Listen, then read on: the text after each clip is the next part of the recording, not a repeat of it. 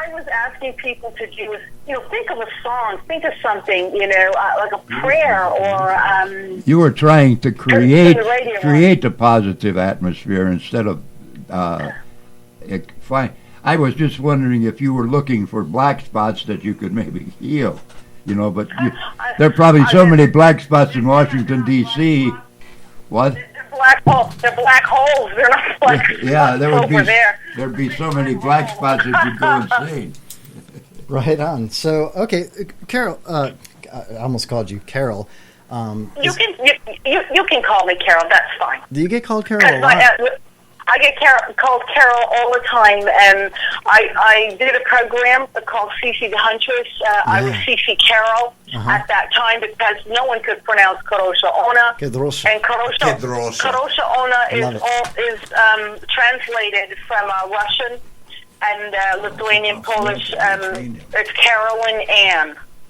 So when you hear Ona, that's Lithuanian, that's Ann, and Kadrolsha is Polish on the Russian border. Well, Kadrolsha, Carol, you call me anything. Kadrolsha, I'd just like you to know my name's Jay. My whole name is 7 letters. I have no middle name, but I am 50% Lithuanian. So really, my goodness. Yeah, I'm not 50%. I'm trying to think. I'm half Polish. I must be about a quarter Lithuanian, and the rest is a little Russian, a little Abenaki, Native American, and I think there's some German in there. I mean, I'm a bit of a mutt. I just wanted to ask you, do you have any Irish in you? I don't know. I should take that DNA test. Tomorrow is St. Patrick's Day. Tomorrow is St. Patrick's Day. I mean, you never know. Okay, all right. Just kidding. Yeah, I'll be in Boston at NECN and Fox News. Oh, I had a busy day. Maybe I should wear something green so they don't pinch me. Right. You're a beautiful young lady. You should be careful in Boston. That's a town of savages. I'm just kidding. Oh, well, I used to be a cop, so I carried Mason a big knife. I did that actually in Washington too. It's amazing. That's the whole thing. It's amazing what you can get away with. You just you're scheduled to be there, this and that, and I went there and I was fully protected. I protect myself, and not once was I asked, "Am I carrying anything?" Or anything like that. So, really? Well, let me ask you this, Ko. Before I ask you, can you explain a little bit about how you did that healing of Washington, D.C.? What did that involve? What do you mean, the logistics planning, or the actual application of what I wanted to accomplish and do? Yeah, the application of what you wanted to accomplish and do, for sure. Well, what I really wanted to do was just lessen this negativity when it comes to, not just the candidates, but you can even hear it in, the president's voice, and you can hear it in, opposing parties. And I wanted to increase the positive, so hopefully you would be able to have, when it comes to complex issues, you can have more of a bipartisan viewpoint, which you're supposed to have anyways, but people forget because they're human, and they go into this with their side says this, and we're not going to do that, without even opening their eyes and trying to just be fair and give an honest look at things, and maybe vote the way your constituents want you to, not so much but you want to do based on some kind of perk you're going to get. Right. I just wanted to kind of lessen that and all this nonsensical, unorthodox election bullshit. There you go. I don't know if No, we're not censors. You could say bad words if you want. Well, that's our. Okay. But we actually do put your swears in a jar. So you owe like 75 cents right now, just so you know. We have a swear jar. That's all the money goes, man. I have 3/4. I'll send them to you. You don't have to worry. These guys don't pay up. You don't have to pay up.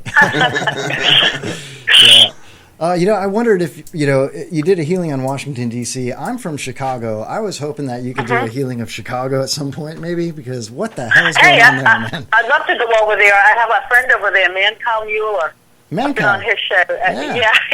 I know Mancow. I really like him. I grew up listening to Mancow. Yeah, I've heard of Wow, Mancal. yeah, he's a nice guy. My husband knew him too, and yeah, I want to go out that way. That's That'd be cool. nice. I have family in Chicago as well. Me too. Yeah, you know, So, going back to Mancal, what a set of pipes that guy has. He's so good on the radio. Oh. Yeah, he does quite well, and he's quite. I think he tries to stump you, like Howard Stern, sort of like he was trying to stump you, but he couldn't do it because I kept, flipping it and stumping him. So he kept calling me back throughout his program, like, okay, I think I got her now. He would go on with something else. That's awesome. And then it would just blow up, and he'd be go, damn, okay, listen, I gotta go. And then he'd call me back, and then we're talking off the air for a while too, and. Cool. I guess some women or people, they can't think sometimes when they're on the radio or TV. They can't think fast, and I've kind of been doing this a long time, and I like what I do. I believe in it, so I don't deviate from the page. So it's hard to get tripped up, with things. Well, and listen, I want to get back to the healing in Washington. No, this is great because as soon as I did the healing, I drove straight home that day, all the way to New Hampshire, and the very next day, what do you have? The Republican debate. Right. And Trump was as quiet as can be. He was nice. He didn't even say anything bad or he was quiet, just nothing. And I'm thinking, I don't believe it's working. It worked. I said, there it is. It's Congratulations! working. Congratulations! Very happy to see that change. That's hysterical. The change, actually, like in all so of them, cool. they were complimenting each other, and I'm like, okay, maybe, that energy went there, got them, and they realized that they were, behaving. Your parents don't raise you to behave that way in public. So. We had in this class that I was referring to. This is Pops. We had about 18 participants, and one of the fellas came in and said we used to get in a power circle and send out positive energy, and he was telling about a friend of his who had a son that had a serious cancer, some kind of in his head. And we got together 3 weeks and sent out positive, all 18 of us holding hands and sending out positive energy. He kept saying the kid's name, and we did this for 3 weeks, and on the 4th week he came back and he said that the kid was free of cancer. Now, a lot of people think remarkable story. God bless him. In all respects, this is Isn't that cool? It's a good thing to hear because what you did that's exactly what I did, was try to get people to think the positivity, something that's going to make you happy, and send the positive vibes, and then I take them and place them. That's what I was doing when I had my head bowed. And so it does work. I mean, they have a proof that prayer does work. So whether it's prayer, sending positive energy, healing with a group of people, that's what you need. You need that amplification to be able to send it there. And I have a bit of a story. This is a true story about myself personally. Okay. It was February, Valentine's Day in 2013. I'd gone to the doctor's early in the morning, and I had a problem with my ear. So they did an MRI, thinking I had a tumor in my ear. I couldn't hear well. And so the results came back Valentine's evening, that same day. They told me I had a brain tumor. And I had to go the next morning for another MRI and a bunch of series of tests. And anyways, the end result was being scared to death. Is I was practicing self-healing. I was practicing positive healing to myself. And when we were scheduled for the operation, the doctor took one last look, one last MRI, and the tumor was gone, and the sac that it was in was shrinking. Wow. So it was a remarkable story that happened. It documented in medical records and everything that these things sometimes in medical science don't happen. This surgeon, over 30 years experience, has never seen it happen, heard about it, but he was glad that, and he won't call it a miracle. Okay, whatever, I do. I call it a miracle. Why not? Yeah. And a lot of positivity. Well, hey, Ko, two things come to mind here. And Chuck has been scribbling on scratch paper this whole time. He's doing his best to be quiet. He's a very animated man, and that's why we love him so much. And he's been scratching on paper here. And now I know that you have a superhero comic gig coming up, and it's that CC Huntress. Yeah. Well, he was saying, and I'm going to read this verbatim off the paper. Can I interrupt him? Maybe you want to? Yeah, you want to explain it? Oh, K.O. Good evening, gorgeous. How the hell are you? I'm doing good. How are you, baby? You know, my name is Homeless Chuck. I'm not necessarily homeless, but I work it well. You know, I grew up in that area. My parents were Masons. I grew up in a tiny little town. There's a lot of paranormal stuff up there. You know, we got the old gray swamp man. Where we had the old, you remember him? I swear to flipping everything. I swear to God, I saw him one time. You know, I was a little kid. We lived in an old house in Colonial Beach, Virginia, right on the Potomac River, where a lot of history occurred. Wow. As a little kid, I saw and heard a lot of things. And one morning, I woke up and I ran into my grandfather's room. You know, we're urban and, we're Virginia. You know, we grew up in an eight-bedroom house with a tin roof. Anyhow, make a long story short, I heard a voice. All of a sudden, me and my grandfather and my mother are huddled around, and this voice still calling out to us. That area is full of energy. A lot of it is positive, but there is some dark things up there. Mm-hmm. Now, this area where the house was, how far was it from the Masonic Temple? I was living off beach. I was living in a community. We didn't even have a traffic light.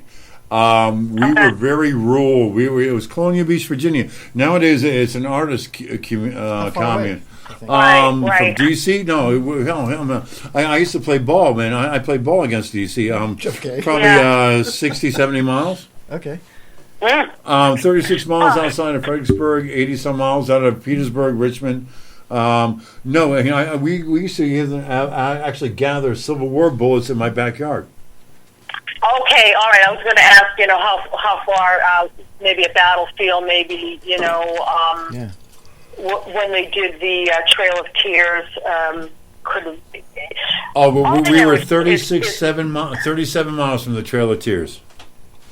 Okay, that just came into mind. I could see it a bit, and what we do sometimes, even people that don't believe in the paranormal, they will hear a voice or they will see something, and the reason being, my whole family gathered around, and we heard it scream my name. Right, it showed itself to you through its voice because it knew you were receptive to it. It knew that you could validate its existence. It felt safe. You have a lot of energy with your family when you're gathered like that. And with that energy, you create almost like a magnet effect, a friendly magnet. So it knew where to come, to speak, to talk, to get that comfort that it needed. And a lot of times, spirits, because we're searching for energy now, they need that energy, that positive energy feeling to go on with their journey. So did you hear it after? Yes, ma'am. Primarily, what I think was the catalyst is a delightful woman that raised me forever. She suffered from an aneurysm, unpronounced as they do occur, and the occurrences what we used to see all the time. And I'm getting goosebumps in here. I'm showing them to my co-hosts, and you guys chime in. Will you chime in? All my hair on my arms is standing up to the. I had lost my grandmother due to a sudden death. And basically, the house was built upon the concept of everybody worked in D.C. and Maryland, and it was a summer home. So it sort of was like a 1 or 2 bedroom. And in its final point, it was an 8-bedroom home, tin roof, shingles on the outside. But there was a lot of creepy shit that happened in that town. I got to tell you straight up. A lot of creepy shit. And growing up as a little kid around a lot of creepy shit was kind of cool. You know, we would go out when sunrise showed up, and we'd come back at sunset, and in the in-between, if you see some creepy shit, well, you know, what the hell. I'm telling you, it's such a fantastic world, the unknown, and a lot of times people don't realize it. It borders ours, and it's there. The energy remains. But how do you tap into it? You can tap into it sometimes, like you did. You could hear it. It's coming to you. Or you can use different applications, whether you're going to do the psychic ability or you can tap into it that way. What I like to do is I use a set of dowsing rods, and I don't use them. I hand it to people, and I